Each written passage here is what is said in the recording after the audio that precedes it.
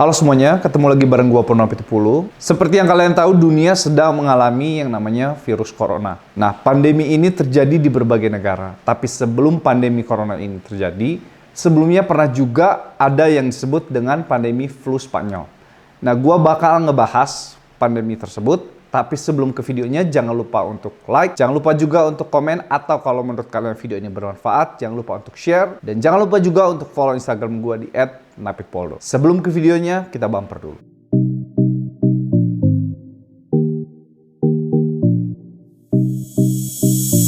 Sekitar seabad yang lalu, yaitu 100 tahun yang lalu, dunia diguncang dengan adanya pandemi flu yang menyebar hampir ke seluruh dunia. Pandemi influenza kategori 5 ini disebabkan oleh virus influenza tipe A subtipe H1N1. Untuk yang belum mengerti pandemi itu apa, mau gue jelasin bahwa secara garis besar pandemi adalah wabah penyakit menular yang berjangkit serempak dan menyebar ke beberapa negara atau wilayah di dunia. Pandemi flu ini terjadi pada tahun 1918 sampai 1919 dan diperkirakan ada 50 sampai 100 juta orang meninggal karena pandemi flu tersebut. Hari ini gue bakal membahas tentang pandemi flu yang terjadi sekitar 100 tahun yang lalu yang disebut flu Spanyol. Di video kali ini gue bakal membahas mengenai sejarah flu Spanyol ini, berapa kira-kira korbannya, dan bagaimana flu Spanyol ini tiba di Hindia atau yang disebut dengan Indonesia. Pandemi flu Spanyol yang merebak tahun 1918 bukanlah penyakit flu biasa. Flu yang disebabkan virus influenza tipe A subtipe H1N1 ini yang tadi udah gue sebut lebih mengancam karena mudah menyebar atau menular melalui udara sehingga bisa menyebar ke wilayah yang luas dalam waktu yang singkat. Sampai saat ini, asal-muasal kemunculan pandemi flu Spanyol ini belum bisa dipastikan.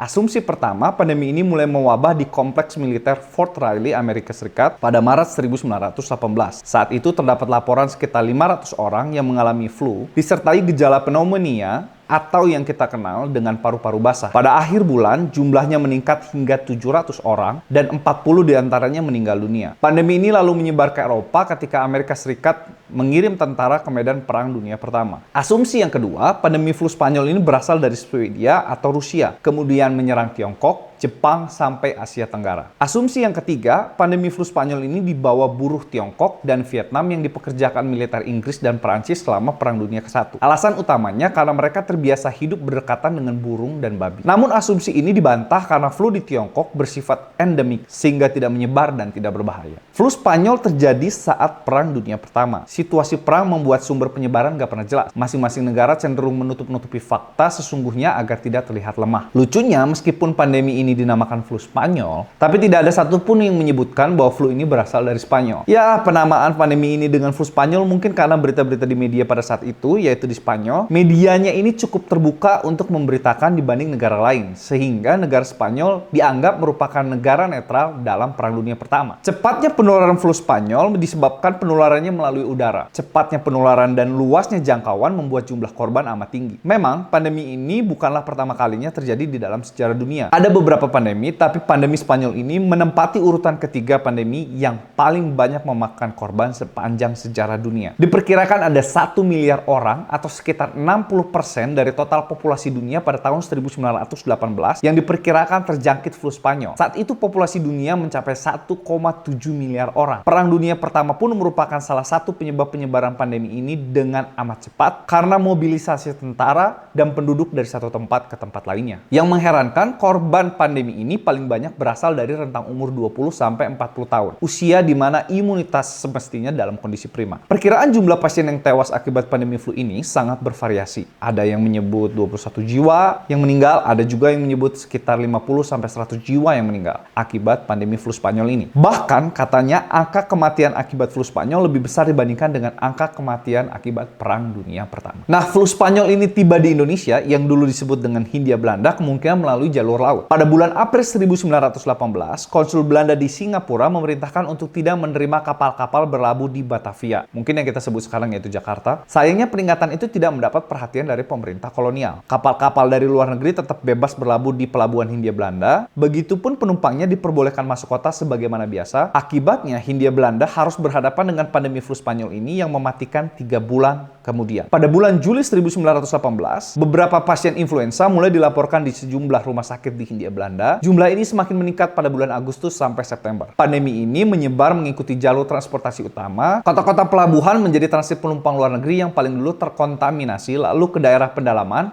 seiring dengan pergerakan manusia. Pandemi flu Spanyol di Hindia Belanda pecah dalam 2 gelombang. Yang pertama terjadi bulan Juli sampai September 1918 di kota pelabuhan sekitaran Pulau Jawa dan pantai timur utara, tak luput juga pantai barat Kalimantan. Gelombang kedua terjadi bulan Oktober sampai Desember 1918 yang disebut-sebut penyebarannya lebih luas dan lebih cepat. Pemerintah kolonial gagap dalam membaca situasi, kemudian kekacauan terjadi diperparah dengan minimnya pengetahuan medis pada zaman itu terhadap jenis penyakit yang mereka hadapi. Gak heran, tiap-tiap daerah mengambil inisiatif sendiri meski salah kaprah. Banyaknya jumlah orang yang terjangkit membuat para dokter rumah sakit menjadi kebanjiran pasien. Bahkan rumah sakit sampai kehabisan kamar dan terpaksa menolak pasien. Para dokter kolonial menganggap penanganan flu Spanyol sama dengan malaria. Untuk mengurangi rasa sakit akibat lumpuhnya ketahanan tubuh, candu digunakan sebagai obat sementara dan aspirin untuk menurunkan panas pasien. Akibatnya dari banyak pasien influenza, banyak dokter menjadi frustasi. Ada namanya Dr. Degler sampai menyatakan bahwa tidak ada obat untuk menyembuhkan penyakit itu selain amal baik dari orang itu. Jadi si dokternya mungkin udah sampai kebingungan, sampai mengatakan bahwa hanya amal baik yang bisa menyembuhkan orang itu. Kemudian ada Dr. Hover dan Dr. Rademacher di Surabaya secara sepihak menaikkan tarif pengobatan. Mereka berdalih tindakan tersebut diambil supaya tidak harus melayani banyak pasien, sehingga pasien kurang mampu berobat ke rumah sakit atau memanggil dokter. Kemudian akibat lain dari pandemi flu Spanyol di Hindia adalah beberapa perkebunan menjadi terhambat karena kekurangan pekerja dan kegiatan belajar mengajar di sekolah dihentikan. Bahkan pintu rumah tertutup, jalan-jalan begitu lengang, anak-anak menangis di dalam rumah karena merasa kelapar dan haus. Banyak binatang bahkan katanya sampai meninggal kelaparan sehingga hari-hari penuh dengan kesengsaraan. Nah, karena masa itu belum ada sensus, jumlah yang terjangkit dan korban meninggal di dunia itu sulit dipastikan. Estimasi atau perkiraan jumlah korban akibat pandemi flu Spanyol di Indonesia mencapai 1,5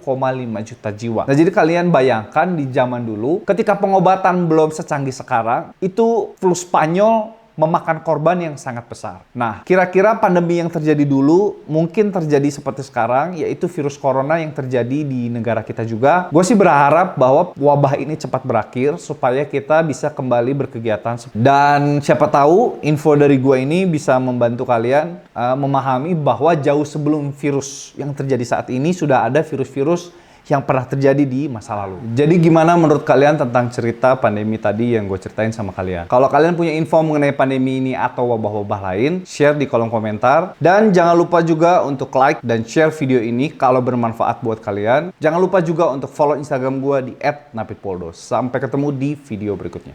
Dah.